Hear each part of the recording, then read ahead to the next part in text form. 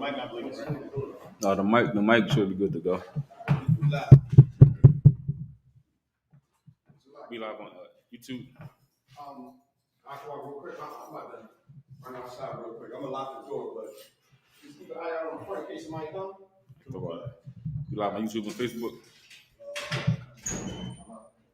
It's your man, Howard Basham, our Shabbat Thumb, Howard Shema all the Thumb, Basham, Howard Shah, priest and officer of 1,000, Malakia, holding down the Monday scripture breakdown class to General Ravs.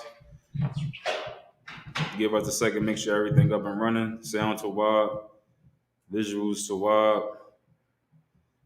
Give us 1 second. If you can hear us, you can see us, like and share.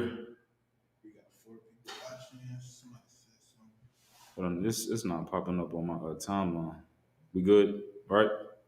Yeah, we good. You good to go? There's a couple people coming in. I'm trying to find the I'm gonna try to find the page on YouTube. But, we definitely good to go. Well, on Facebook, we'd be good to go. All right, yeah, Thawada, shalom, everybody. Yeah, just get your questions into the chat. Have them all queued up, ready for the general to go. You understand? Like and share, let everybody know we live. Most High in Christ, the water. Any questions? Type the questions in. You understand? We're going to get into it. I know it's like, 2 weeks left until Christmas? Man, it's a terrible time. It is a terrible time, especially if you a parent. This is really just warfare, just 24/7. Because this Christmas nonsense is coming out the walls. You understand? I was in a poppy store. They was playing Christmas music in a poppy store. I'm like, when they ever do that? Like, I don't know what it is, but this Christmas is just out there. It's like every other Christmas. You understand? And especially for people inside the truth, it's a bit more of a battle. It's not nothing too extreme, but throughout the whole year, you fighting off demons.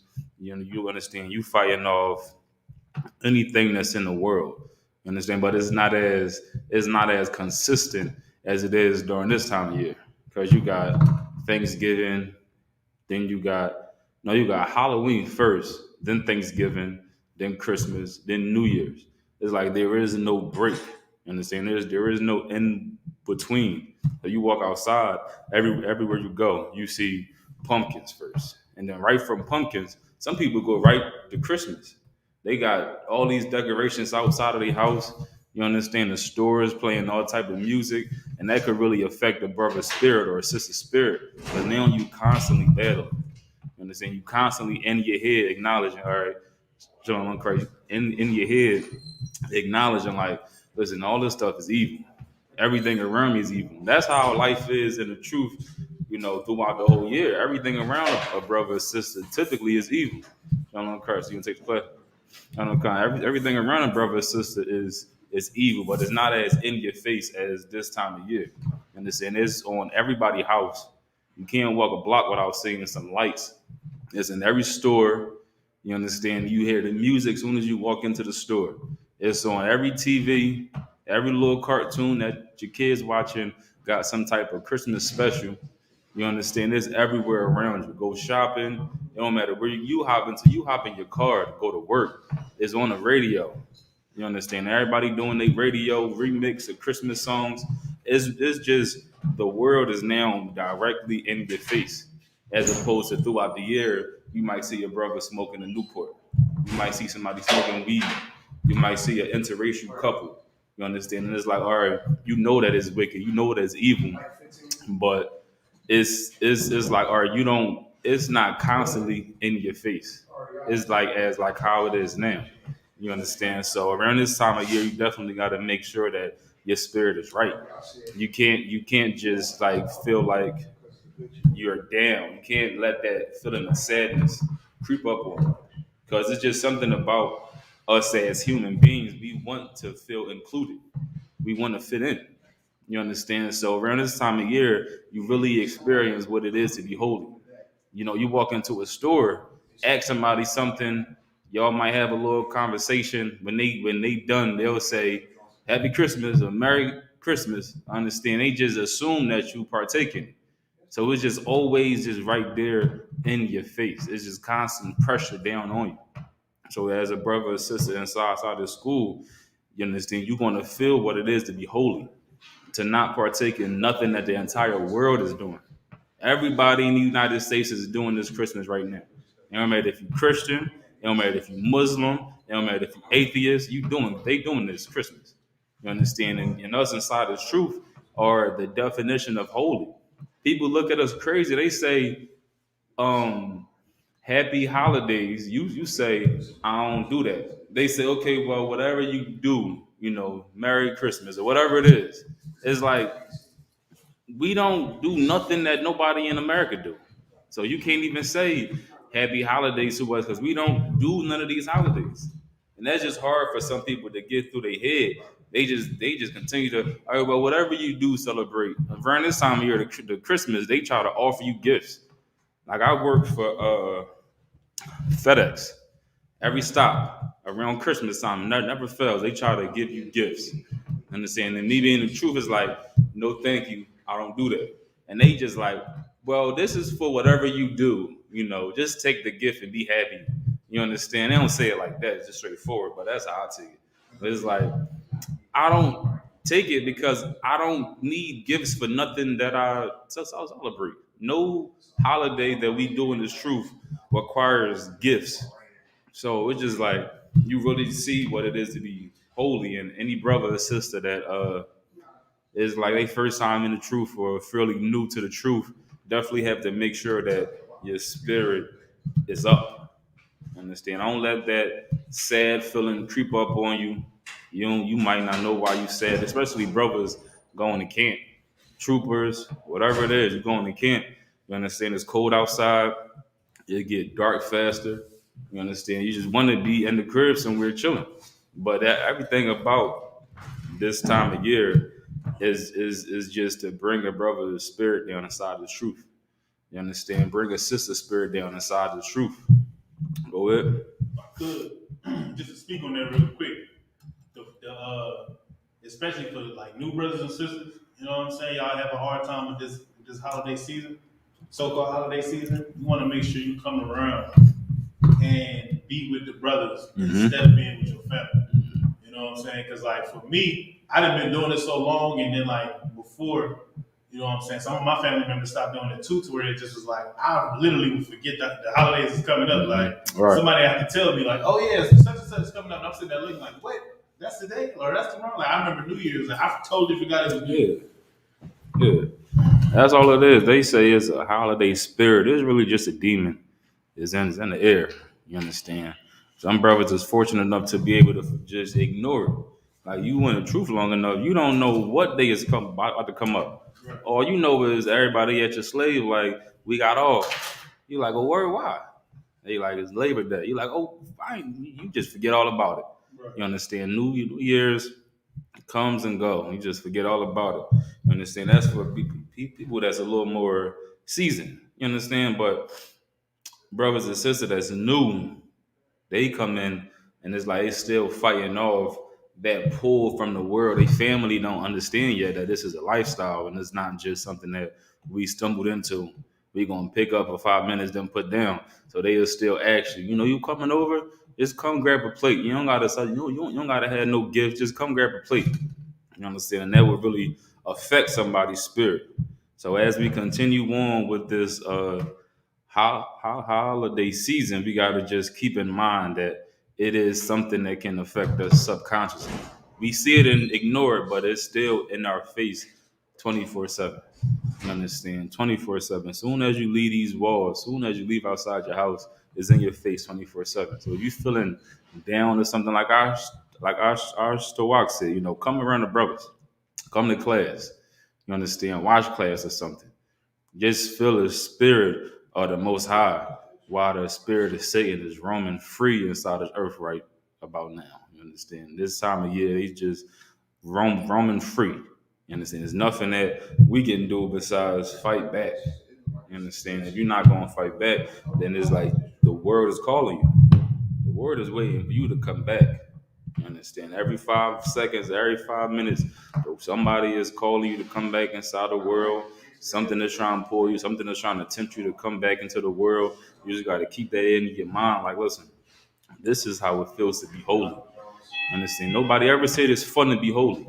You understand? Nobody ever said it's fun and it's something that's very appealing. Because this time of year where everybody out doing Thanksgiving, you want to crib eating the noodles. You in the crib with a bowl of noodles. Everybody posting up and down their timeline, they turkey and they macaroni. You in the crib with a peanut butter jelly sandwich. You understand? That's how it feels to be holy. I know that. Hey, Shalom on Christ. I know the church make it seem like it's such a magical, wonderful, majestic thing. You just got this white glow to you. You just float around. They make holy seem like it's something real fun. But holy is a battle. It's a battle to be holy. It's a battle to be separate. You understand? You have to constantly fight it throughout the whole year. But like how I said, this time of year, this fight to be holy is in your face constantly, nonstop for months consecutive.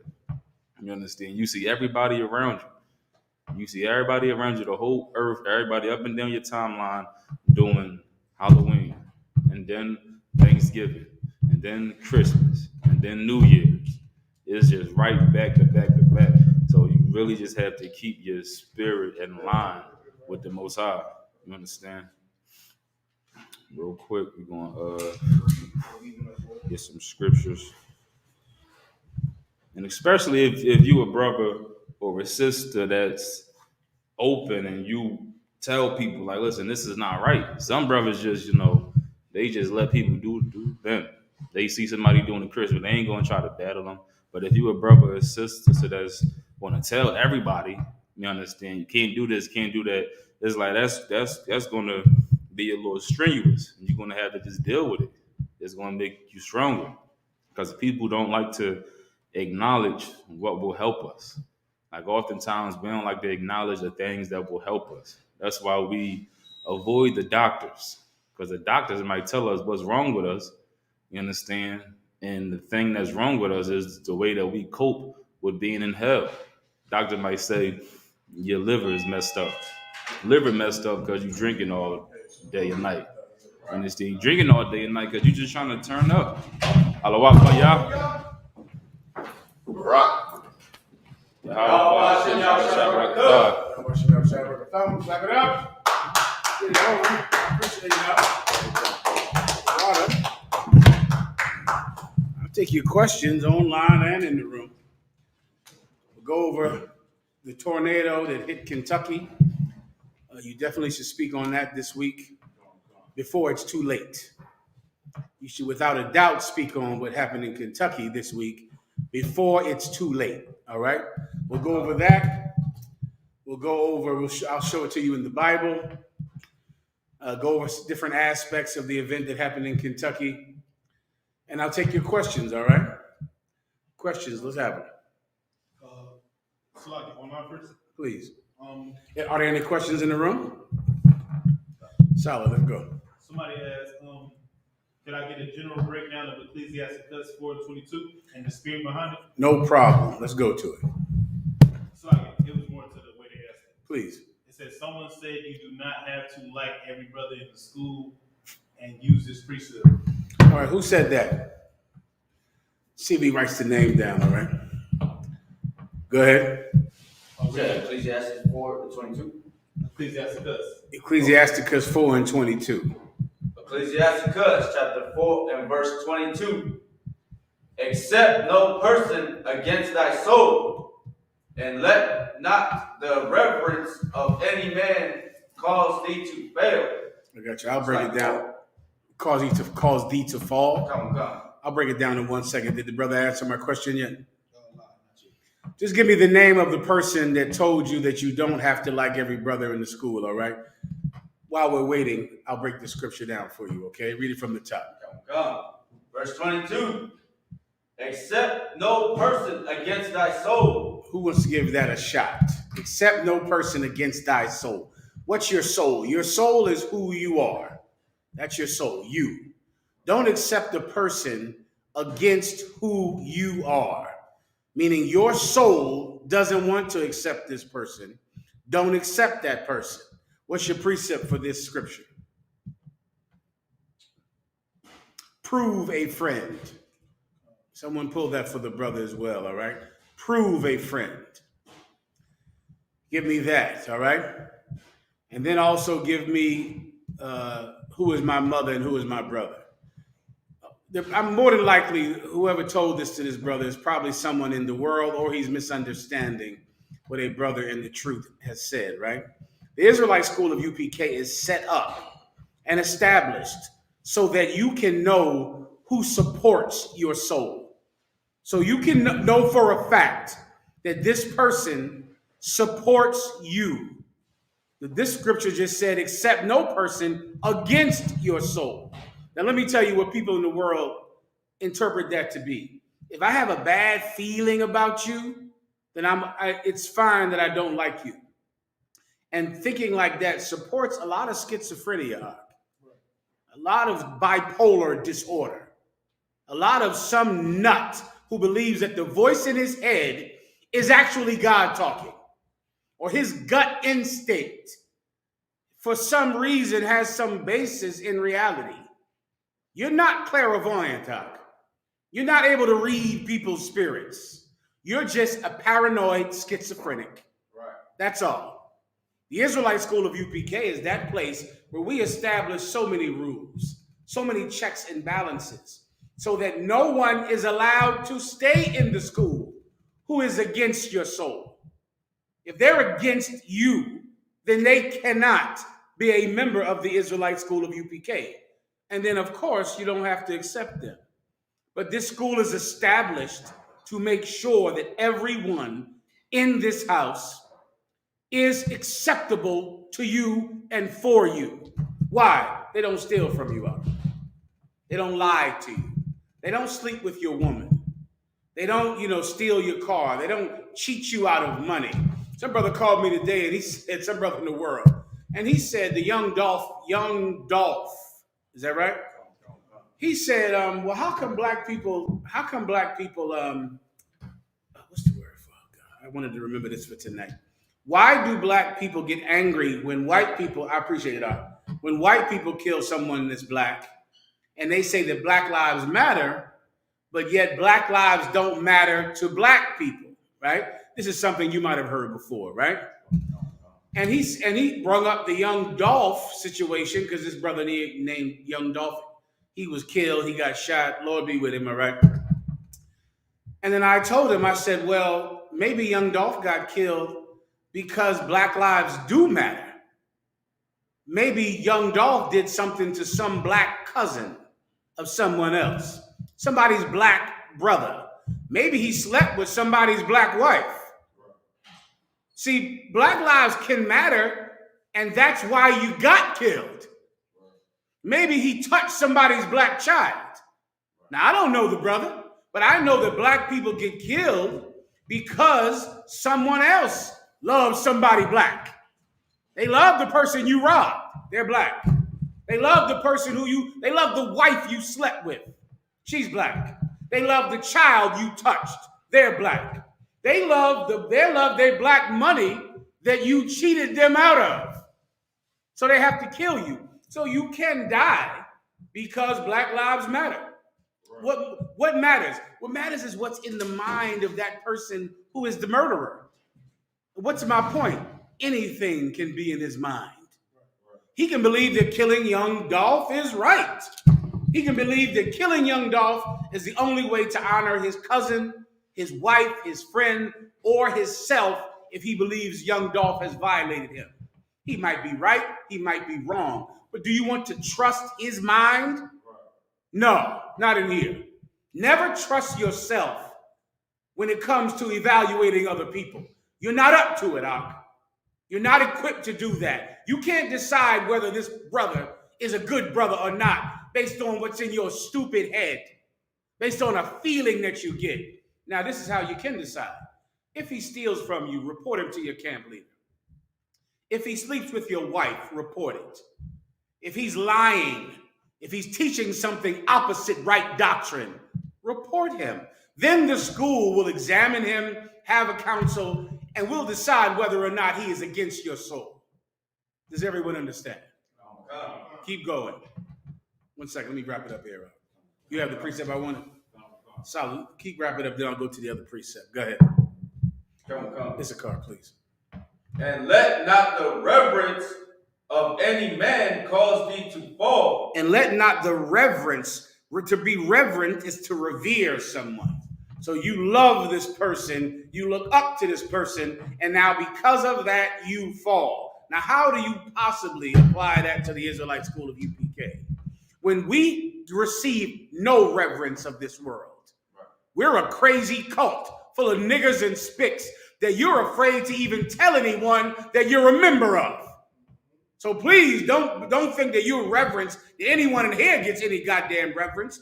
You're ashamed to tell that slut who you're having sex with that you even have a Hebrew name. So we're not getting reverenced. You're ashamed to even associate yourself with us. But who is getting reverence? Who is falling? Who is causing you to fall? Because everyone looks up to them. Your mother, your grandfather, your grandmother, Barack Obama, Jay-Z, and all of the people who you look up to and who think we're a cult. They're causing you to fall. All of them, because you absolutely do reverence them. But please don't lie to yourself and think that you give reverence to One West. You do not. You're ashamed that you even attend the classes or associate with us. If someone asks you if you're an Israelite, you'll abadi, and be scared to death to even mention it. Everybody understands. Did the brother answer my question? He said, Salakia, a young officer said he heard the breakdown from a captain. All right, what's his name, Mark? I asked his name. All right, let's move on until he can give me the information I asked for. All right, go ahead. So I say you want the precept? Please. Ecclesiastes chapter 6, verse 7. If thou wouldest get a friend, prove him first, and be not hasty to credit them. If you would get a friend, meaning if you want a friend, prove them first. What does the term prove mean? To try them out. Try them. Examine them. The Israelite School of UPK has a process to prove all of your friends, to make sure. You trusted yourself, didn't you? And he had sex with your woman. You trusted yourself and he cheated you out of money. You trusted yourself and you thought your gang would never snitch on you. Now you did 10 years in jail. Your best friend on the stand pointing at you like an Irish setter, pointing at you, pointing right at you in the goddamn courtroom, and you're shocked that a thief wouldn't snitch, that a murderer wouldn't snitch. You're shocked by that. Anyway, the point is you got to try them. We have a process in here to try friends. And if someone attempts to sleep with your wife in the UPK, if someone does something foul in the UPK, we will punish them, Mark. We will prove their friendship. I pray you understand. All right, next. Salakia. Go ahead. A sister asked, Shalom, sir, can I get a general breakdown of Psalms 91:7? Please. It says, 1,000 shall fall at thy side, and 10,000 at thy right hand, but it shall not come nigh thee. Well, that's a very One West scripture breakdown right there, Rock. This is in the book of Psalms, right?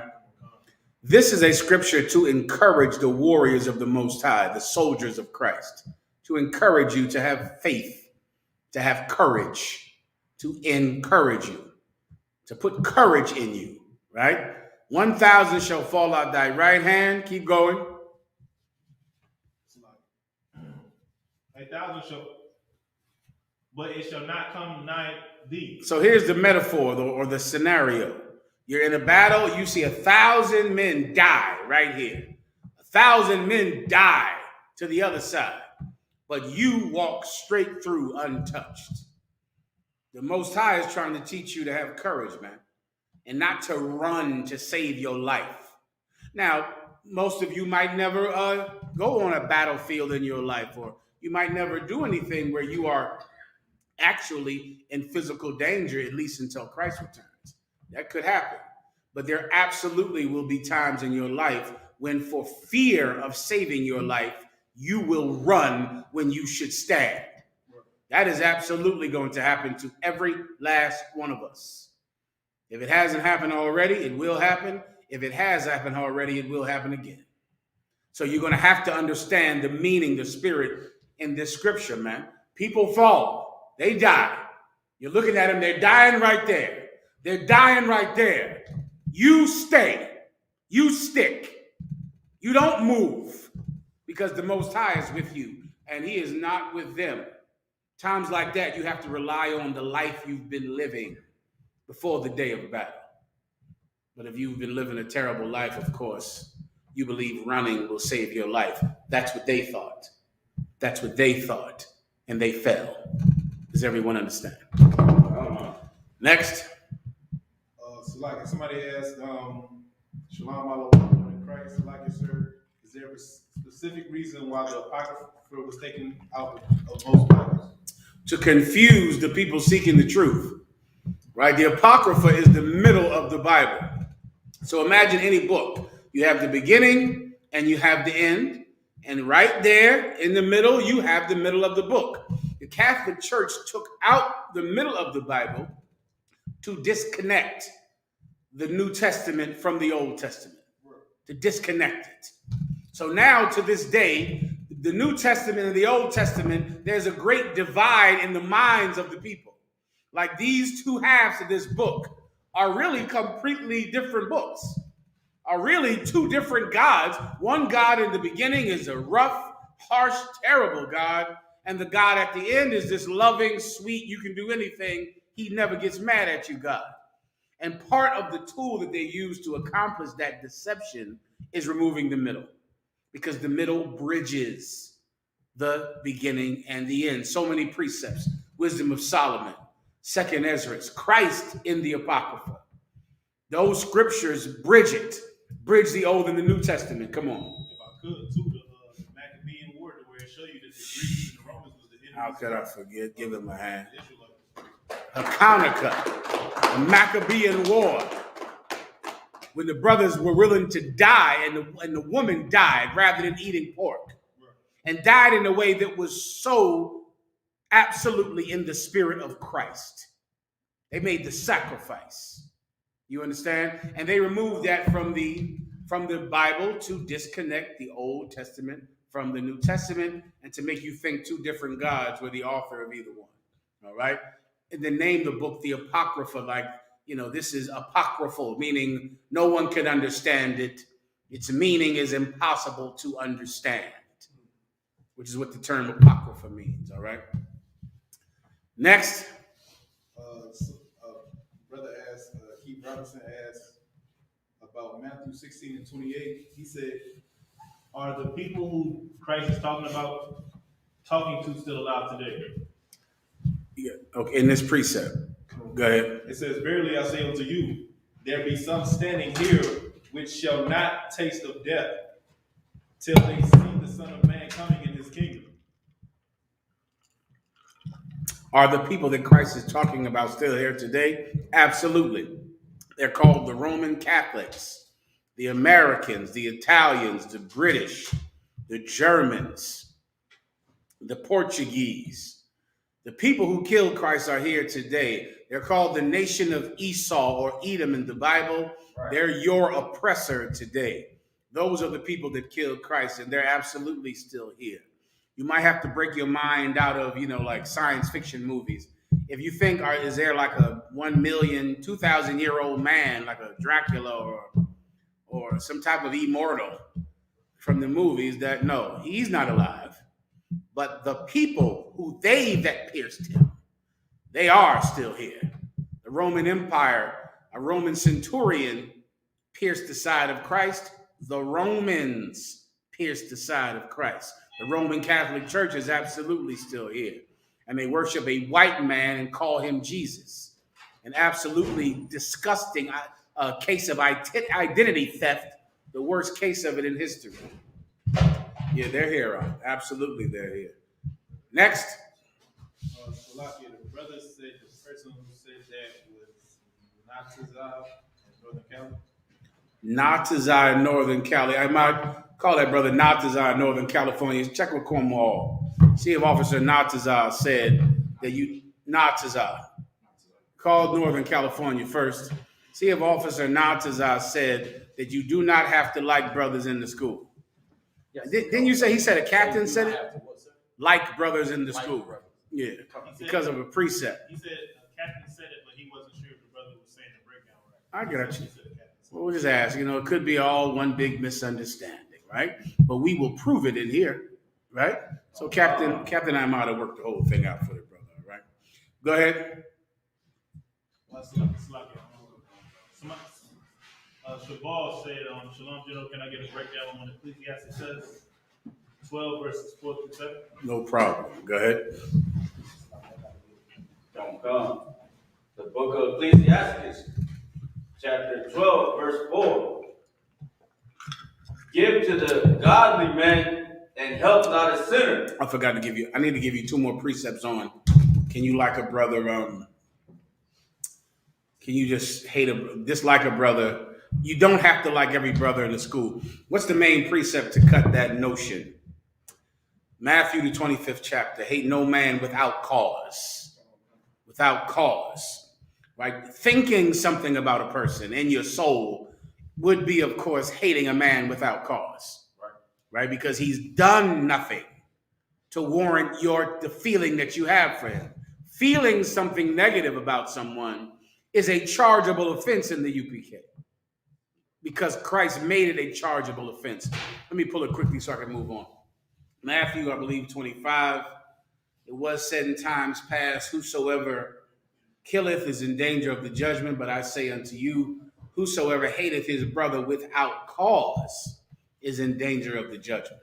So if you think that, just in your heart, you don't like him, if that's valid in the Bible, you're a lunatic and a nut. And you're the reason that blacks and Hispanics can't come together, because you believe your inherent negativity in your mind is justified. Because you don't like something about him you just don't like. I don't know how many times some nut has told me that, thinking that I will listen to whatever stupid thing is floating around in his empty, stupid head. You had a feeling about him, is that it? That's why you didn't like him, right? Because you just always had a feeling about it. F your feelings. Who in the hell cares what you have a feeling about? Has he done something? Has he robbed you? Has he stole from you? What is the thing that he's done that makes him lose your brotherhood or lose your friendship? If he's done nothing, then you are bound by law to love him. That's in the Bible. We don't love each other because we have good feelings about one another, because our gut tells us that you're a good person. We love each other by commandment. Don't come. Pull the precept. Don't come. The book of Matthew, chapter 5, verse 21. Ye have heard that it was said by them of old time that thou shalt not kill. That's in the old time. In the Old Testament, it was said, thou shalt not kill. Keep going. And whosoever shall kill shall be in danger of the judgment. And if you kill someone, you were going to be judged for it. You've heard that. That's in the Old Testament. Go ahead. But I say unto you that whosoever is angry with his brother. Whosoever is what? Angry with his brother. Whosoever is angry with his brother. Go ahead. Without a cause. Say what? Without a cause. But in my soul, I just don't like him. Without a cause. But my spirit and his just don't mix. Without a cause. But see, our personalities just don't dwell together peacefully. They don't meld together. Without a cause. Whosoever is angry, not hate, not kill, not violate, just angry. That's all. Just mad at him.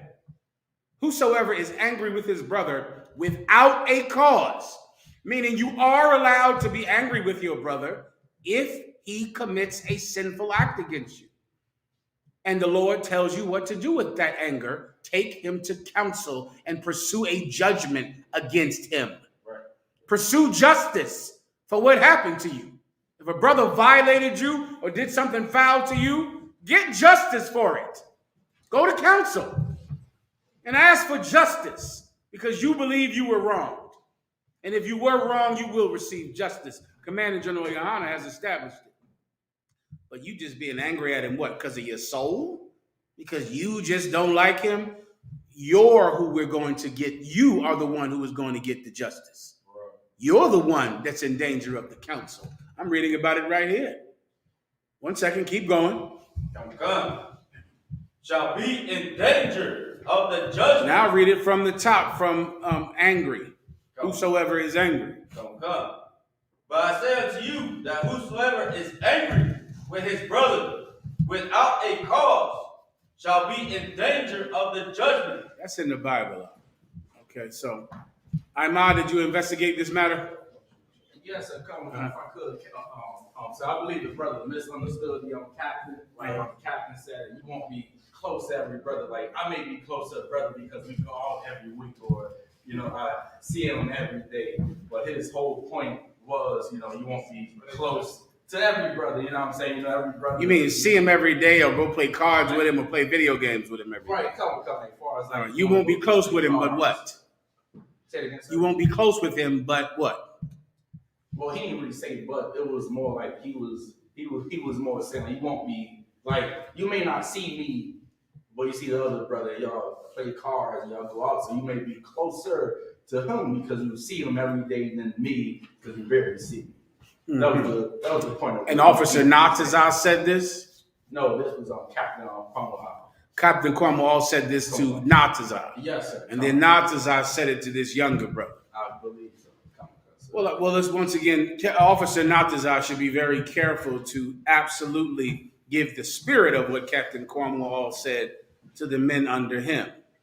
Because, of course, I can absolutely understand that. Meaning, if you brothers like to play the video games, another brother doesn't play video games, you might play video games all the time. These other brothers like to play cards.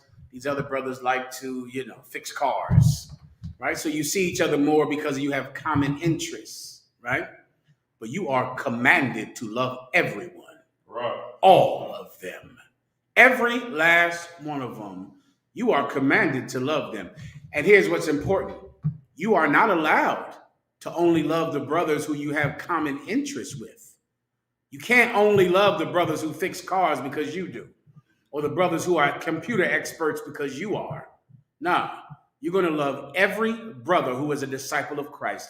Every last one of them. You're not allowed to be angry at them without cause. And Christ said, this is how men shall know that ye are my disciples, because you love one another. That's a commandment, even if you never see him. Right. Even if he lives in London or in Brazil, you are commanded to love him. Everyone understands that.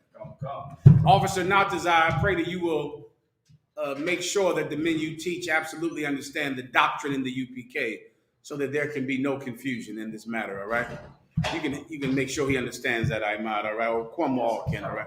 Please, go ahead up front. Kind of like what you're saying, like we are commanded to love each other even if we never seen each other. And that shows at the Passover. Like brothers that never even met, they greet each other, give death, the whole hug, everything. Exactly. Now, imagine someone coming to the Passover and just going, my spirit just doesn't vibe with you. There's something, I just ain't never felt right. Then you're getting escorted out of the Passover. Right. You can't be one of us then, right? Because your feelings interfere with the commandments of God. Everybody understands, right? All right, next. Question online. Deville Houston. It's a lot, sir. What is the breakdown of 2 Thessalonians chapter 2, verses 7 through 12? Okay. Book of 2 Thessalonians chapter 2 and verse 7. For the mysteries of iniquity doth already work.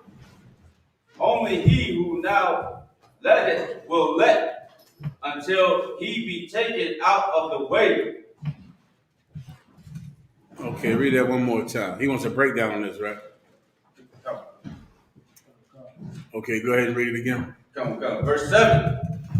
For the mysteries of iniquity doth already work. Only he who now letteth will let. The mystery, what's a mystery? A mystery is a puzzle or something that people can't understand. A mystery, right? Think of it like a crime movie or a crime novel. In the crime novel, what's the main reason that you're reading the book? To solve the mystery. What's the mystery? Who is the murderer? That's in every crime novel, right? From Agatha Christie to, countless other ones out that I like reading. You're trying to figure out who the murderer is, right? You're reading it until you get to the end so you can figure out the murderer. Well, that figuring out the murderer is a mystery of iniquity. You're trying to discover who committed this act of iniquity.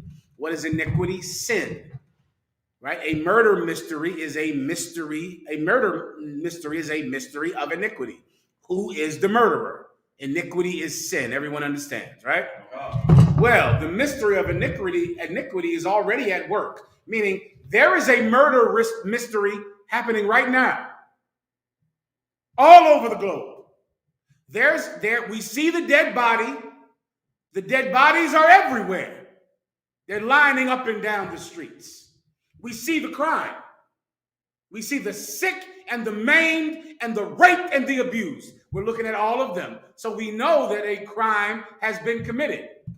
But what's the mystery? Who did it? Who did it?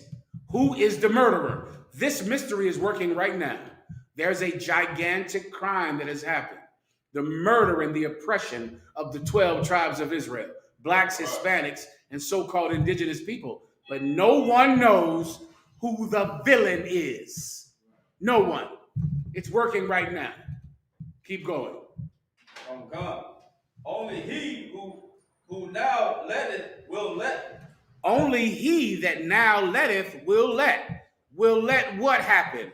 Will let you know the mystery of iniquity.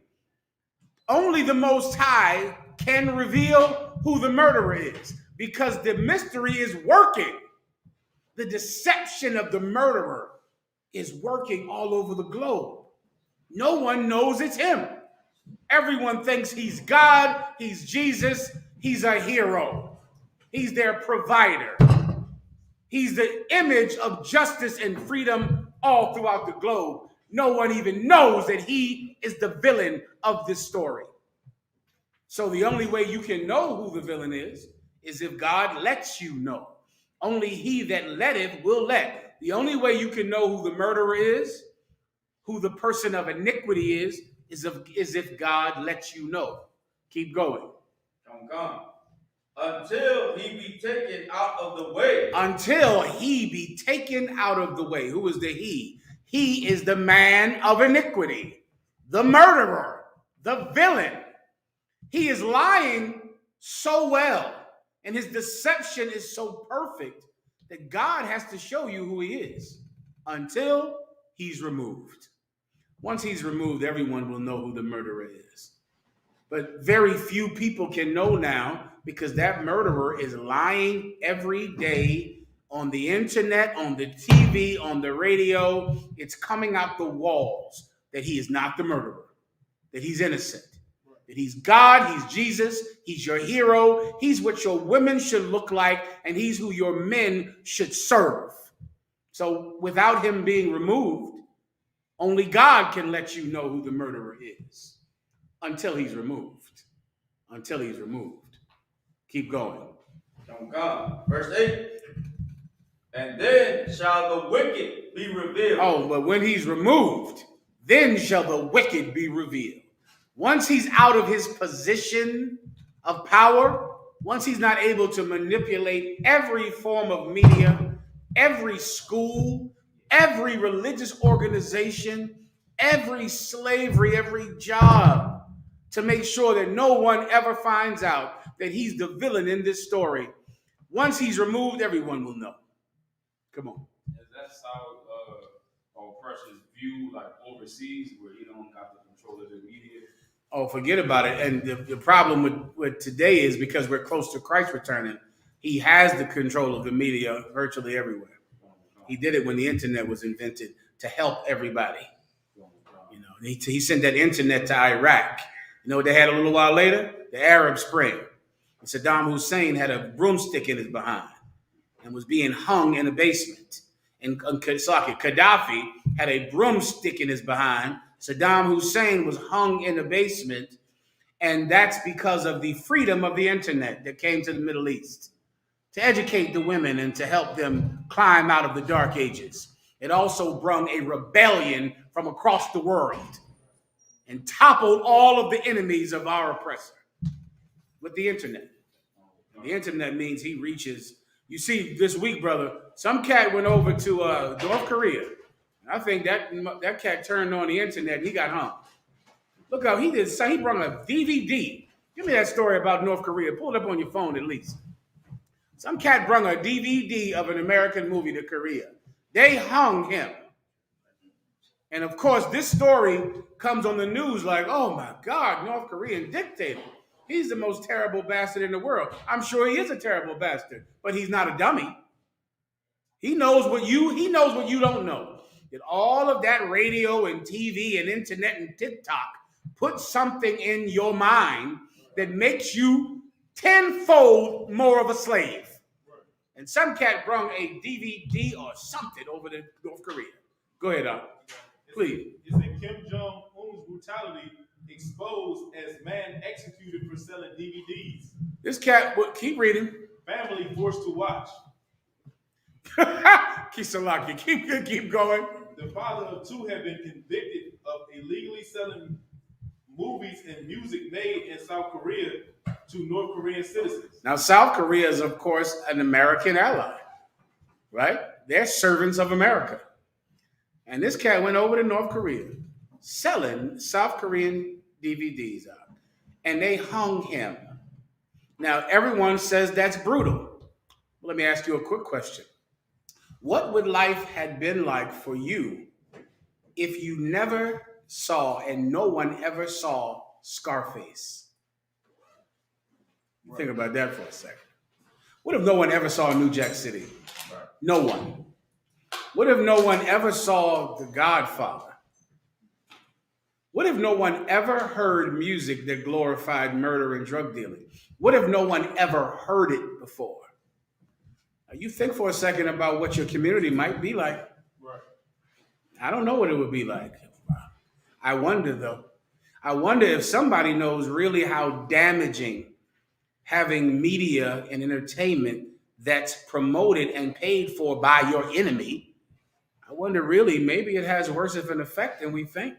I don't know. I'm no North Korean dictator, but somebody thinks it's pretty bad. Somebody thinks it's worthy of your losing your life. Right. We'll see. Please, up front. If I could, what's so heavy about what you're saying is I've been bringing it out recently because it's like adults seem to think that you was never influenced by stuff like children was. Like they show commercials to everybody. That's why people get paid millions for advertising. They took us doing what we was doing and sent it across the world. So when other people come over here, they already think, oh, black people bad. Because we criminals on TV and everything else. They send the news over there and do all of that. So it's like, that really affect our mind way more than we think it do. Like, I remember back in the day when they used to have the Rap City and the cribs and everything, they like, yeah, you know, I got to have a picture of Scarface. You know, I made it from the bottom, make it from the top. But then it's like, well, Scarface died in that movie. How many of y'all dying trying to be like this man? Like, that's like what a man is, what they seen on TV. Kim Jong-il doesn't agree with it all. Right. And I wonder if it was that Squid Game. Someone looked that up. I bet you someone went over there trying to bring that, because Squid Game was South Korea. Right. I wonder if somebody tried to bring that Squid Game over to North Korea and got hung. Let's move on. Go ahead, With that information you gave us, like as far as like social media, that influence, how do we incorporate that to our lives and trying to raise kids while they got all the access in the world? You better not give them all the access in the world. That's what you better do. You better police your children. You better do something that's a lost art. You better parent. That's what you better do. You better not give your kids access to all the pornography in the world and then wonder why your daughter is out on the street with a mouth big as this whole table. It's because of all the access that she got. You better be careful about what she sees at a young age. right? But no one does that. You know why? Because if you could police what your child viewed, you wouldn't argue and fight in front of them either, would you? Right? The same people that don't give a damn what their child sees on their phone also don't care about all of the fighting you're doing right in earshot of that child, because you already have destroyed their life. Already it has happened, because you don't care what your child hears. You care about expressing your emotions because you're really an effing baby yourself. You care about, I'm mad at you, woman. So I got to hit you right here in front of these kids and curse at you in front of these kids. I'm mad at you, man. So I got to do this right in front of these children. Really, this is your fault because you making me so mad in front of the kids. You don't give a damn about kids, so why would you care what they're watching on the internet? Everybody understands. It's a car. Sir, would a good precept be for that topic, the Prince of the Power of the Air? Absolutely. That's the perfect precept. Give him a hand. The power of the air, I believe that's what you were talking about, right? Yeah, absolutely. Go ahead. If I could, that's heavy what you're saying too about, you know what I'm saying, like just in general what they show in front of the kids, because like the same way you let them watch anything on TV is drug abuse, everything else is going on, including hitting the child. Like last week at camp, Captain Kyle was talking to a sister, and he was like teaching her, like correcting her in a way, and she just lashed out and smacked the 2-year-old in the chest. Oh! And he was like, "Why did you hit him?" And she could not explain why she hit him, but like you could tell, like she got frustrated about what he was teaching. Yeah. She just smacked the child, like smacked the. That's what he's for.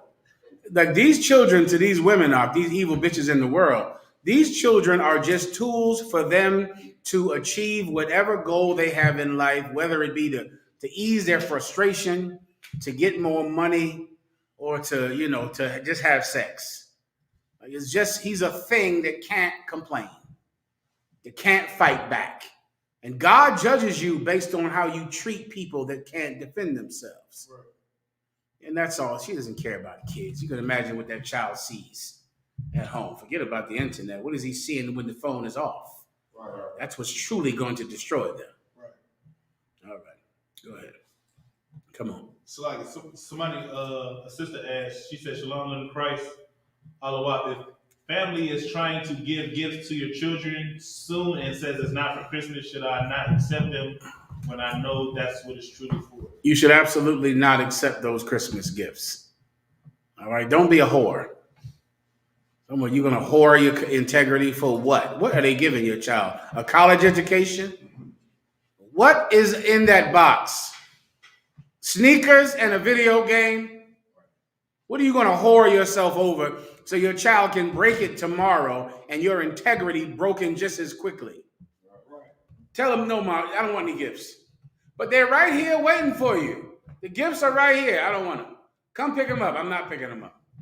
I'm going to give them away. Do whatever you want with them. And you might have something more important than a gift, man. You might have integrity. And you might be able to give your child that. I pray you understand.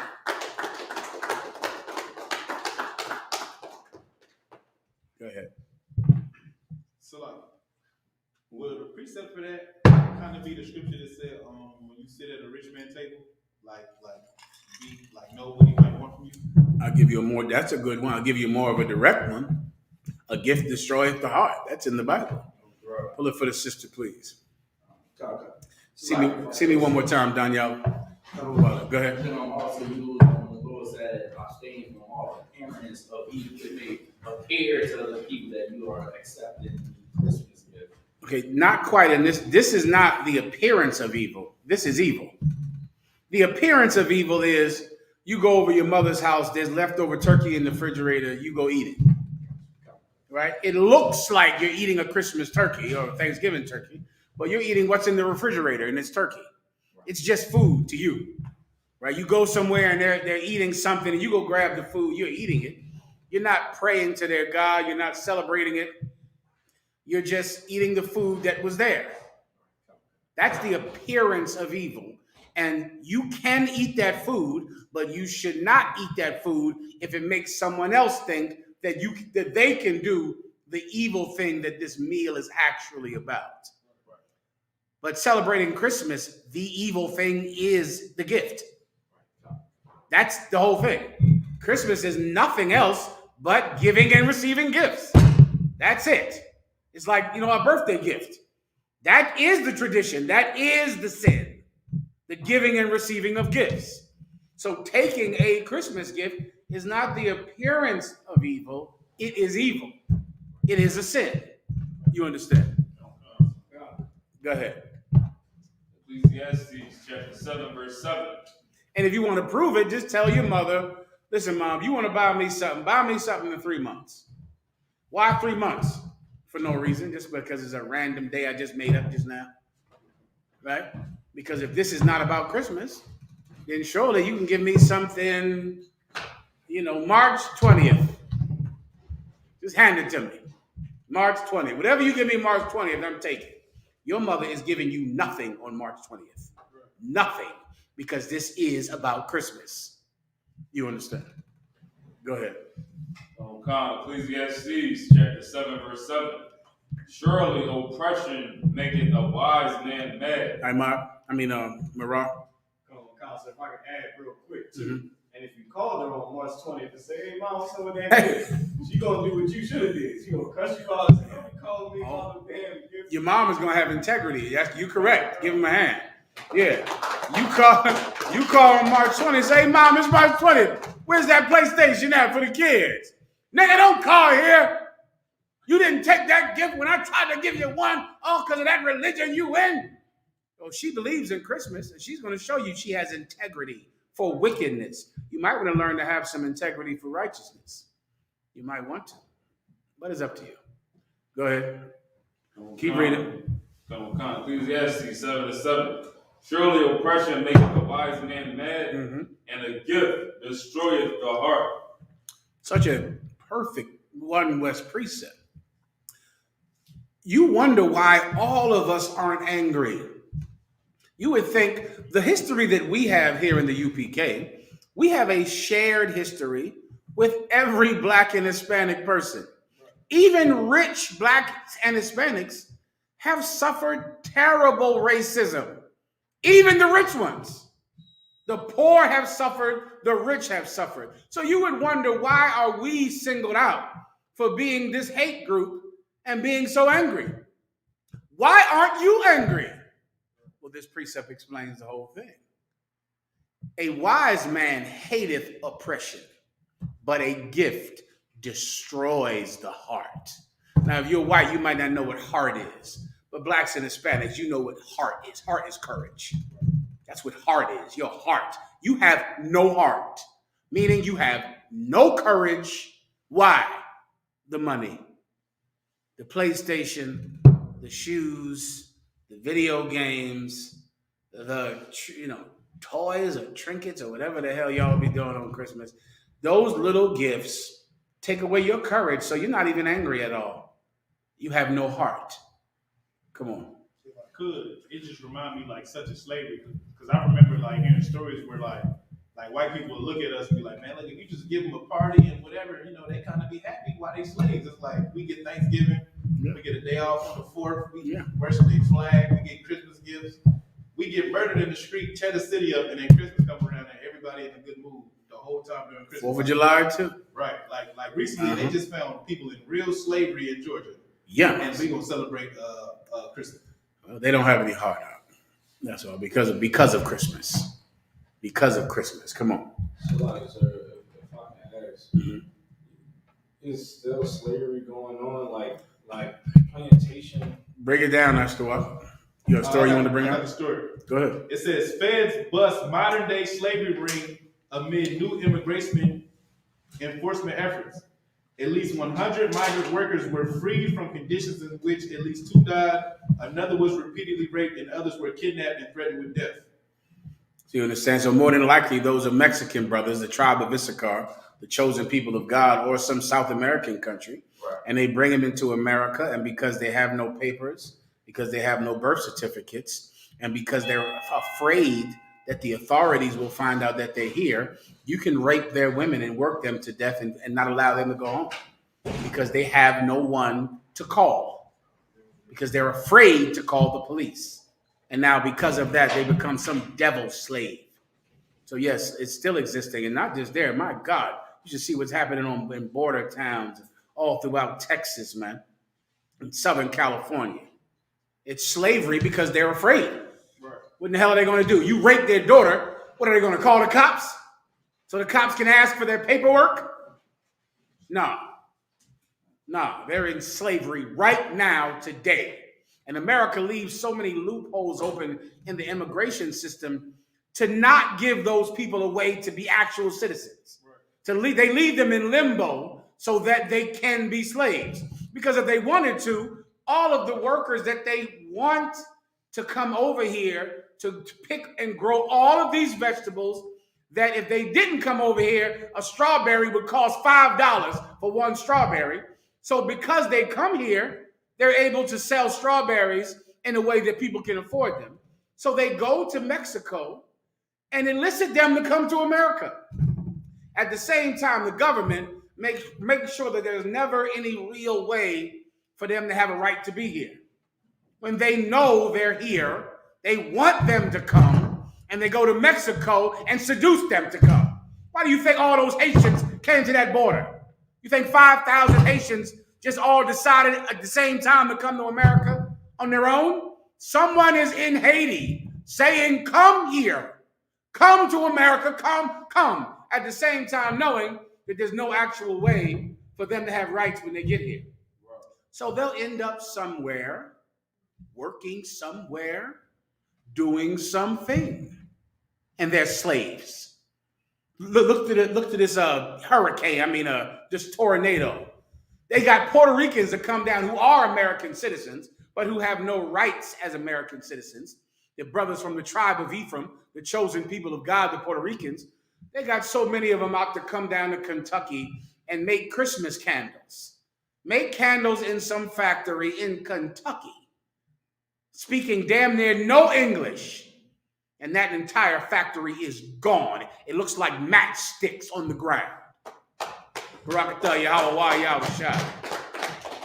And I pray the Most High save and deliver any Puerto Rican that might have lost his life or lost someone he loved in that factory. But that factory had to go. Right. It had to go. It was a problem from the Lord our God. It needed to go. And that factory down there, that eBay or wherever they're shipping all of those goddamn Christmas gifts all over the planet, it looks like a train ran through it. Barakatah Yahweh Yahushua. God defends the immigrants, man. God defends the people who can't call the police, who no one cares about. God defends them. Please believe it. I'm going to prove it in the Bible if your news or your everyday life hasn't already proved it. All right, give me 1 second. Let me wrap up a couple of these questions, and I'll get to the topic of the hurricane, of the tornado. Come on, let me get the brother in the back. Amal, you had your hand up? Yes, I come. Go ahead. I was reading the story, reporters were saying why were they even working? In the middle of the storm, and of course the storm came and just wiped out everything. They had no choice. They had no damn choice but to work. Or do what? Go back to Puerto Rico with no water and no electricity? They were slaves. So yes, it still existed. Just like it would in the 1800s. All right? Come on up front. So like if I could, it says they were earning 26 a day for each bucket of onions they dug up with their hands. And it says some were sold to farms in other states. 26 what? 20 cents for each bucket of onions they dug up. That's normal. With their hands. And it says some were sold to farms in other states. So they were selling. Yeah, that's normal. I think you get 90 cents for the tomatoes, 90 cents a day. That's absolutely normal because they're not American, so you don't have to give them minimum wage. You understand? I think it's 90 cents for 40 bushels of tomatoes or strawberries. I used to have the videos on my phone. I could find them, or you can find them on your phone. We can put them on the screen if you want. All right. Well, this factory in Puerto Rico where they were making Christmas candles because of the holiday rush, that factory is gone. All right, next. Any questions in the room? So like if somebody asks for a breakdown of Matthew 10, verses 13, Go ahead. 13 to 15. Go ahead. Um, Whoever wants to read it. Matthew 10 and what? 10, verses 13 to 15. All right, you got it. The book of Matthew, chapter 10, verse 13. And if the house be worthy, let your peace come upon it. But if it be not worthy, let your peace return to you. So this is Christ. When Christ sent the disciples out to teach, he sent them out by twos. He had at that time 12 disciples. He paired them up into twos and told them to go out and teach. So they all went and separated up by twos, those 12 disciples, 6 groups, and they went out to go teach.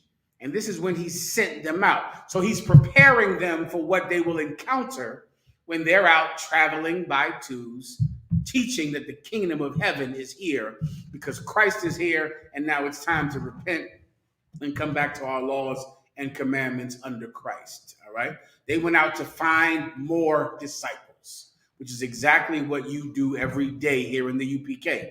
You are a disciple of Christ, and you're sent out into the world to find more disciples.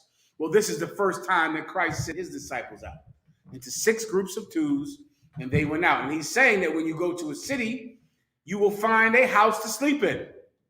There'll be someone that you'll meet in that city.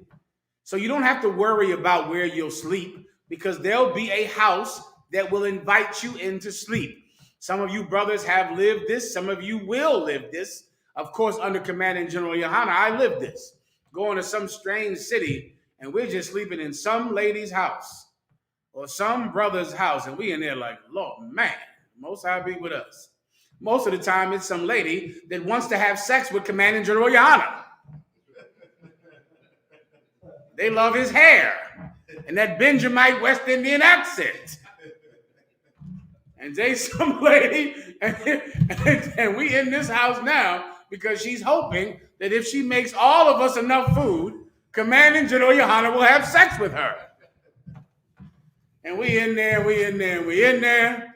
His standards sometimes were very high. Right? So the sister might not have got her desire, but we sure slept somewhere for a while. And we're able to go to this city for a while. And we did this, man, all over the place, man. We did this in Delaware, and staying God knows where, in some place in Delaware with some of these ladies, I don't know who the hell they were. In Delaware and Baltimore and DC, forget about it. Everywhere. It's so many different places. We go there and go to speak on the street. We're speaking, and the crowd will stay around at the end of camp. Before you know it, we're staying at their house. They're cooking us food, and we're there. That happens. It happened 2,000 years ago. Of course, it will happen to you. Those of you that are blessed enough and have earned the right to go out and establish other schools, right? It's a tool that you will have to utilize. You're going to have to live off the land out there, warrior. You understand? You're going to have to go to some city, brother, and make your way. Stay in hotels. Stay in your car. Stay here. I've stayed everywhere. Everywhere. In the car. In the bus station. In this lady's house. In that lady's house. This lady's house. Whoever's house. This brother's house in some old basement somewhere. Like a goddamn dungeon. In there all the time. And you just find a way to live off the land. And you crawl and you make it and you get to camp. That's the point. To do anything to get to camp. Anything. Right? And so you're there. Now, sometimes you'll be into a city and you'll go into a house, and the people, once they invite you in the house, because you begin to teach them or correct them in their house, they will want you to leave. Because now a prophet of God is under their roof, and you might see something in that house that is wrong. And you'll have to say something because you're obligated to do it. And they will want you to leave their house or want you to not come back anymore. No problem, because it will be better for Sodom and Gomorrah than for that house or that city in that day. Leave. Kick the dust from your feet. You know what that means? Kick the dust from your feet means I walk into your house. So now because I'm in your house, the dust from your house is on my shoes. Not only am I leaving your house, I don't even want the dust that I got from your house on my shoes. I'm gone. I'm gone. I'm forgetting the house, forgetting you and all of your woman problems, all of your man problems, and your problems with your disabled kids. I'm leaving. Sure, I'm leaving. And here's the dust I collected on my shoes while I was there. You can have that too. I'm out because Sodom and Gomorrah will be in better shape than this house when I leave. That's the breakdown of the scripture. All right, I just summed it up for you in a nutshell. You can just read it so they can tie the knots together. All right, go ahead. Verse 14. And whosoever shall not receive you, nor hear your words, when ye depart out of that house or city, shake off the dust of your feet. For verily I say unto you, it shall be more tolerable for the land of Sodom and Gomorrah in the day of judgment than for that city. You got that, I believe. All right. Next, you got it up front. So touching on about like as far as watching what you expose to the kids. Right. How would you go forward after your kids saw you and your like after your kids saw you fighting and arguing with other parent from a young age? Like, how would you go forward? Never do it again. That's all. Like it's not a difficult thing. When I say difficult, it's not difficult to understand. You do it like you would do any mistake you've made in the past. Don't do it again. That's the obligation of every repentant man or woman. You're not obligated to have a time machine and to go into the past and erase what you've done, but you are obligated to never do it again. That's your burden. So you might have done things in front of your child out of your stupidity and lust for anger, or just being too emotional, which is what most of you are, just too emotional. You just don't have self-control. And because you lack self-control, when you get angry, you express yourself. When you get happy, you express yourself. When you want to have sex, you express yourself. Right? You just express, that's what you do.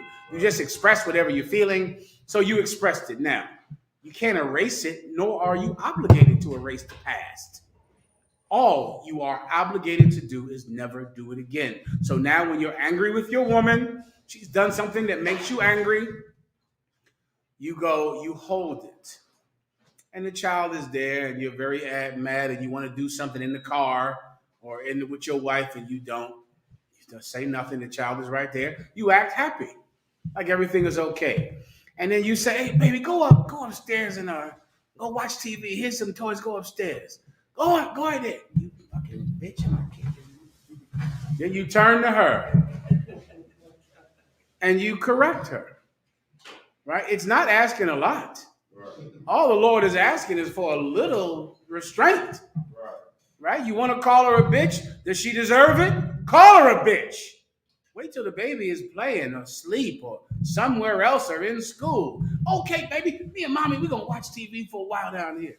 You go ahead and play. Go ahead and play. Bitch, if you ever. That's all. Of course, I'm making a slight exaggeration, but you get the point. Go ahead in the back. Now, so what if you are holding your peace right on for your children to see, but she's still out there like just screaming? No problem. So she's yelling in front of the child, but you are holding your peace. No problem. Then this is what you do. Let the children hear you yell at her about yelling in front of the child. So now you're holding the baby or she's holding the baby and she's screaming at you in front of the child. And you were trying to not yell because the child is there. Then you say, stop yelling in front of this child. Stop arguing in front of this baby. The baby cries every time you yell and you keep yelling. Stop yelling in front of my son. Stop yelling in front of my daughter. Don't talk like this in front of her. So now the baby will seal this into their brain. Either way, it's going into their brain. But what the baby will hear is, Daddy hates when mommy argues in front of me because it hurts my feelings. Daddy is a hero. Daddy protects me from mommy. So then you're going to have to yell. You're going to have to do it because she's yelling. But yell about her yelling in front of the child. Let that go into the child's mind. Let that seal into the child's head. Don't yell in front of this baby. I told you to stop yelling in front of this child. I told you not to argue. Look at the child crying. Stop this. Stop yelling. Don't talk like that in front of this baby. Oh, the baby is absorbing every minute of it. Every minute of it. Give her something that she should absorb. Right. You understand? Yes. All right. Next. Salakia, Brother Shabal said he wanted you to finish the breakdown of Ecclesiastes 12 and 47. No problem. Go ahead. Whoever has it. Salakia, the book of Ecclesiastes, chapter 4. Chapter 12 and verse 4. Give to the godly man and help not a sinner. I'm sorry. We broke this down earlier. I believe so. And what did we read earlier about this? I'm not sure. Read above it a little taste. I think another brother was reading. What do you? It says there can no good come to him that is always occupied in evil. He said finish breaking it down. I don't recall ever going through this. Let me see if he No sweat. put the wrong scripture. Anything in the room? Go ahead, Issachar. Like, sir, I was gonna start reading it, but I think you went on to another topic. I apologize. So this is a question that was asked earlier. Come on. Okay, go ahead, Issachar. You read and just read what you already read, please. Come on. If I could, sir, could I start at verse 2? Please. Come on. Ecclesiastes chapter 12, verse 2. Do good to the godly man, and thou shalt find a recompense, and if not for him, yet for the Most High. I'll explain. Do good to a godly man. I pray you know what a godly man is. A godly man is someone that keeps the commandments of God. That's a godly man. Do good to him. Someone that keeps the commandments of God, do right by him. Do good to him. And if you do, it shall be counted as a recompense. What is recompense? A repay. Meaning he's godly, you're not. Well, if you do good to a godly person, the Lord will consider that payment for what you have done against God. Precept. When have thou fed me? When hast thou clothed me? When did thou comest to see me when I was in prison? When as much as you have done it for the least of my brethren, thou hast done it for me. Whosoever shall help a prophet shall receive a prophet's reward. Helping a man of God is the way that you can get the reward of a man of God, even though you're not a man of God. This is how our sisters are going to make the kingdom. Our sisters are going to make the kingdom not because they're one of the 144,000, not because they're priests, not because they go out in the street and teach, not because they're, righteous, holy women who teach every Sunday and who run their effing mouths every day in church. They're not going to make the kingdom for that. They're going to make the kingdom because they have helped men of God, because they have helped godly men. And because of that, they're going to make the kingdom because of that, brother. I pray you understand. Who else will make the kingdom? Brothers and sisters in the world who aren't men who will rule, but they paid their tithes and gave donations to godly men, to prophets of God. And one day they're going to be on the chariots and not understand what they did to earn the privilege. Right. Me, myself, however, I'm here to make my election sure. I'm not gambling it. So I'm here to make sure I get on the chariots. Them, they might get on. They do enough good. They help you enough, they might get on. Me, myself, I got to make sure I get on the chariots. I pray you understand that. Go ahead. Issachar. Come on. Verse 3. There can no good come to him that is always occupied in evil. Come on, man. Don't expect a good thing to happen to you if you're always doing evil, occupied in evil. Then you're going to get shot. What in the hell are you surprised by? You're getting shot. You're getting AIDS. You're getting fired. That whore that is causing you to stop going to camp, it happens every time. Some slut you meet is the reason that you stop coming around. You meet some whore, so you stop coming to camp, you're not around as much, because you got to put your family first. can't be in here more than you are with your family. You got to spend time with your family. Your wife is a whore. You got her. Spend time with her. Listen, be with her. Enjoy. When you find out what she's doing on Facebook, are you going to be surprised? You betrayed God for her. Right. You're losing her and the kids. But you're not losing them because of camp or because you were operating in the UPK. You're losing them because John 7:20 has a bigger rod than yours. He's going to take that giant rod and put it in your wife. How do you know he has a bigger rod? Look in your wife's phone. That's how you know how big his rod is. He has a gigantic penis. Huh? How do I know? It's in your wife's phone. He sent her a picture.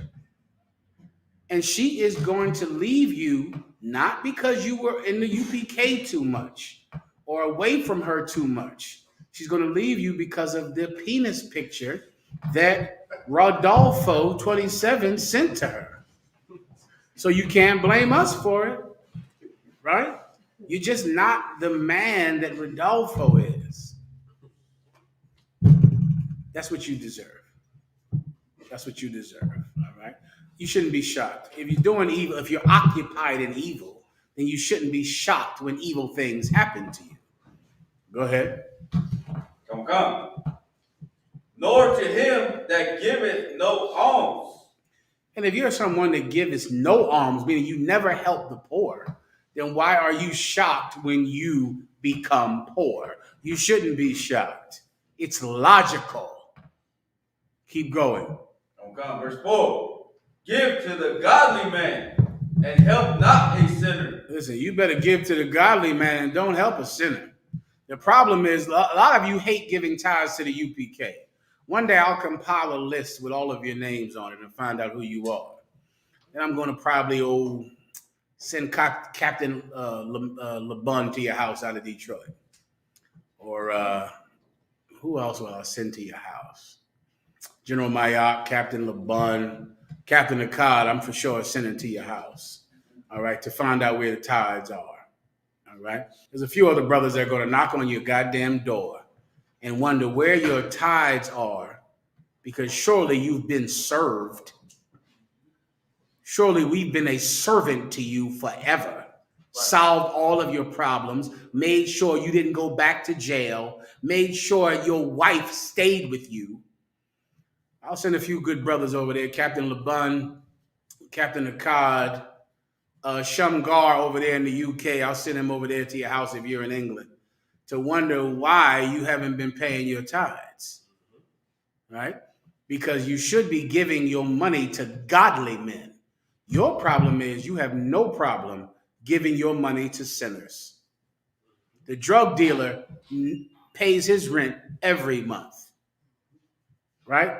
The stripper in the strip club, she's buying bags and getting her nails done because you keep her filled with cash. The pill man, he gets his money. You'll go steal from us so you can give money to the pill man.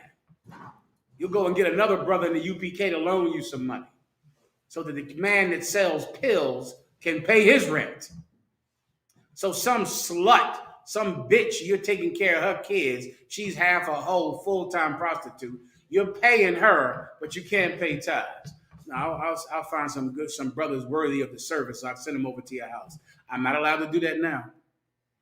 Commander General Yohana is not allowed that. Get that on camera. I am not doing that.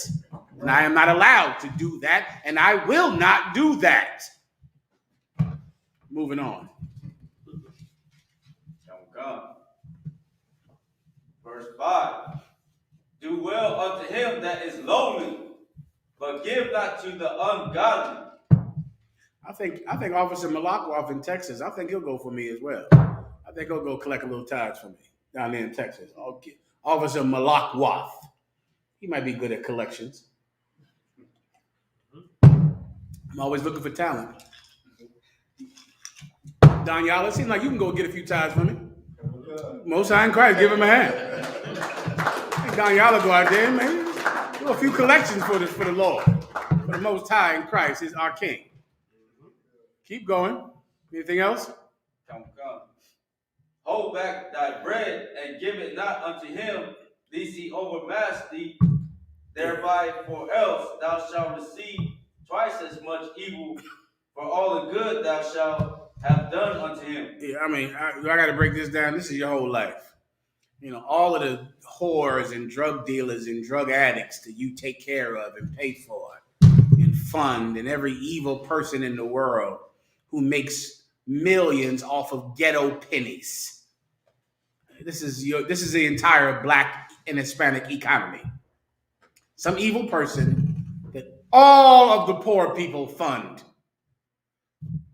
mainly the preacher, who drives a Rolls Royce and has a jet in a Black and Hispanic church full of poor people. Sometimes the math, I couldn't understand the math of it. Like I go, okay, well, his congregation is poor, right? This is a poor congregation. You know how many rich preachers are in Harlem? Look up some cat. General Yohana used to always teach me about him, and I went and found out for my damn self. And of course, he was telling the truth. This preacher in Harlem had a gold-plated Rolls Royce. Gold-plated. Do you understand what I mean when I say that? I'm not talking about the color gold. I'm talking gold. Plated all over the car. What was his name? Oh, I always forget his name. Reverend Ike. Reverend Ike with a gold-plated Rolls Royce.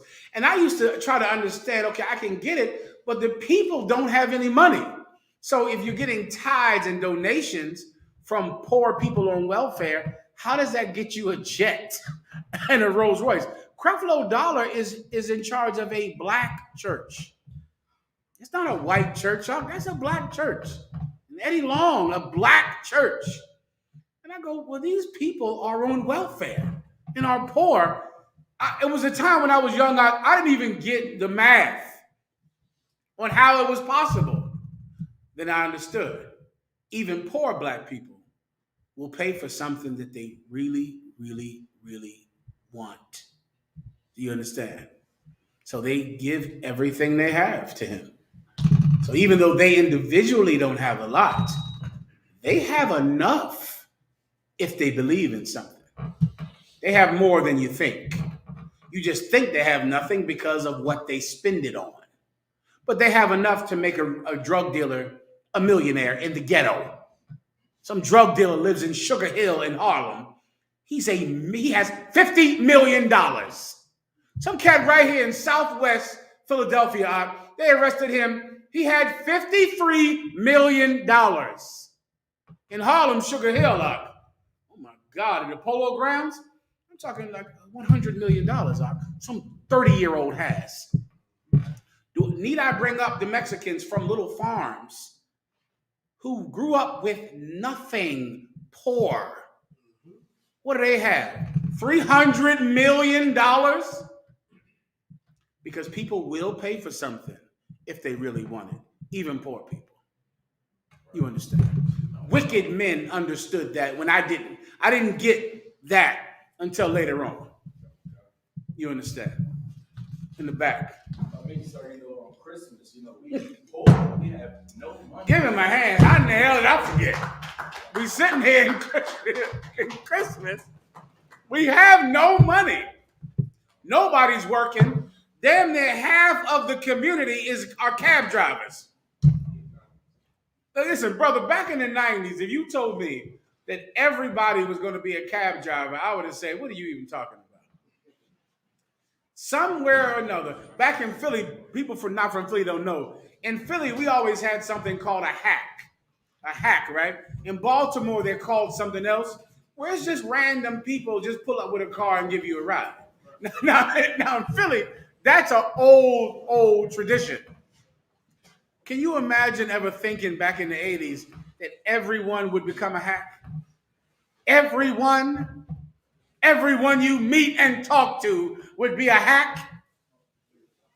It happened. And yet, Christmas this year is going to be amazing. Ooh, sinners this year, they're going to have all of the shoes and toys and trinkets and video games. They're going to have, what's the thing on the head where you like in another world? Go ahead. VR, where you're in the video game. You're inside of it, which just is another word for having sex in a video game. And that's that. They're going to have those things in the ghetto. You get the point. Next. So I guess, sister asked, she said, Shalom, Lord in Christ, sir. My family wants to come to my house and cook for Christmas. Should I not let them cook? You should not let them cook. Your family wants to cook in your house for Christmas. They got to find somewhere else to cook. All right, let me give you the precept I need so I can wrap this up, all right? You're going to give me, bear with me. Give me Nahum 1 and 3. Jeremiah, let's start with Jeremiah 23 and 19.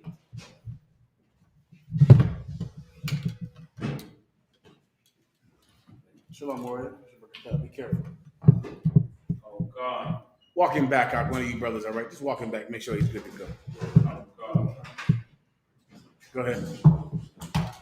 Jeremiah chapter 23 and verse 19. Behold, a whirlwind of the Lord. A what? A whirlwind of the Lord. A what? A whirlwind of the Lord. The word whirlwind is a biblical word for what we now call today a tornado. A whirlwind, whirl meaning whirling or spinning. A spinning wind is the exact translation, right? Today we call it a tornado. In the Bible, it's called a whirlwind. And these whirlwinds come from the Most High, man. The prophet Elijah was taken up in a whirlwind, carried away in a spinning whirlwind or a tornado. Keep going. So read it from the top. Jeremiah 23 and 19. Behold, a whirlwind of the Lord is going forth in fury. A whirlwind of the Most High is going forth in fury. What does the word fury mean? Anger, man. The Most High was angry with Kentucky, angry with the state of Kentucky, angry with the eBay plant and the factory that made Christmas candles, angry with the sinners of our oppressor, angry with our oppressor. And the Lord came through Kentucky. And I pray for every brother and sister that lost their lives and the families of them. It's a terrible, terrible thing. It's so terrible that I don't want it to happen again. Right. And I will do what your preacher will never do. I will warn you of the coming death so you can protect yourself. God is going to destroy our adversary, destroy our oppressor. And he's going to do it with the storm, the tempest, and the whirlwind. And in the end, he'll do it with war. It's going to happen. And this is yet another event in history. And watch the news for this every time any historical event happens. There are going to be hurricanes, tornadoes, wildfires, terrorist attacks, school shootings. And every time they happen, you're going to hear people say, this is the biggest one in history. This is the most destruction that has ever happened in history. This is the coldest it ever has been in history. Be ready to hear that all the time. And over again, you should begin to develop one sense of self-preservation. There is only one thing that you can know for a fact is going to happen. What is going to happen in the last days? The thing that has never happened before. That's going to happen. So that thing that you think you shouldn't worry about, like a snowstorm in Hawaii that just happened. It was historical. It never happened before. Like this hurricane, like this tornado, the biggest that has ever happened before. The thing that has never happened before is the thing that's going to happen next. And you better be prepared for it. And you better love life enough to get God on your side so that you don't die.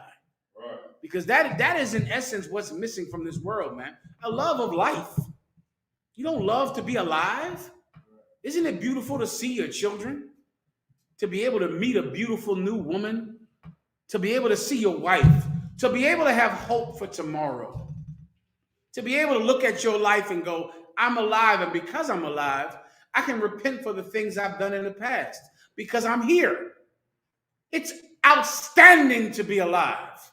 The problem with this world is they don't appreciate life, because if they did, they would make the necessary sacrifice to live. They didn't do that in Kentucky.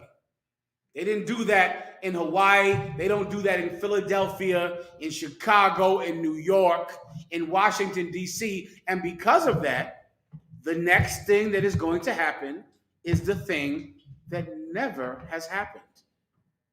Please read. Come. Behold, a whirlwind of the Lord is going forth in fury, even a grievous whirlwind. Even a grievous whirlwind. And that's what hit Kentucky, man. Shout out to the Kentucky A. Give them a hand, man. The Israelite school of UPK tried to save lives in Kentucky. They wouldn't have it so. They wouldn't have it so. They didn't love life in Kentucky. Right. Now ask yourself this: how much do you love life? How much do you love the chance to wake up in the morning and you're alive, man? You have a chance to do everything that you haven't done yet because you're alive. The Christian church doesn't love life. Your religious leaders, they don't care about life at all. Their mind is in some spooky place they call heaven. They don't care about being alive. If they did, they would tell you what you need to hear so you could stay alive. Because the Most High, brother, he sent that tornado. And I'm reading about it right now in the Bible. Read it from the top to the end. Go. Jeremiah 23:19. Behold, a whirlwind of the Lord is going forth in fury, even a grievous whirlwind. It shall fall grievously upon the head of the wicked. That's what the Most High God said, brother. And that happened in Kentucky. And because it doesn't happen every day, or it's not this bad when it happens, they thought it was never going to happen. You are in the last days of this empire. And the things that never happen are going to happen. What's happening here in Philadelphia? A murder rate that what? A murder rate that never has happened before. A murder rate in Los Angeles that never has happened before. How many times will that happen until you expect it? The thing that never has happened is going to happen now. Now you ask yourself how many things that could be. Oh, it's coming. The coronavirus, it never has happened. It's going to happen. Everything that you thought you did not have to be afraid of, God is going to make that thing happen. No one is safe. No one's life is more precious than God's judgment. And what you should do is love life enough to stop smoking weed and stop smoking cigarettes and stop partaking of whores and sluts and stop celebrating Christmas if you love life. Or else the next thing that never has happened before will happen to you. With that, pass the class over to Priest Officer Daniel.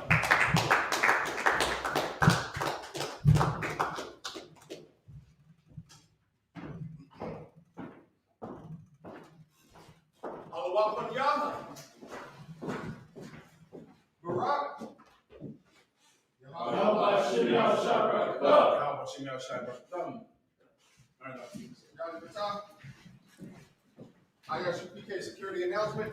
We at ISUPK stopping out of 1 West, 125th Street, Harlem, New York. I'm the man and dude, Johanna.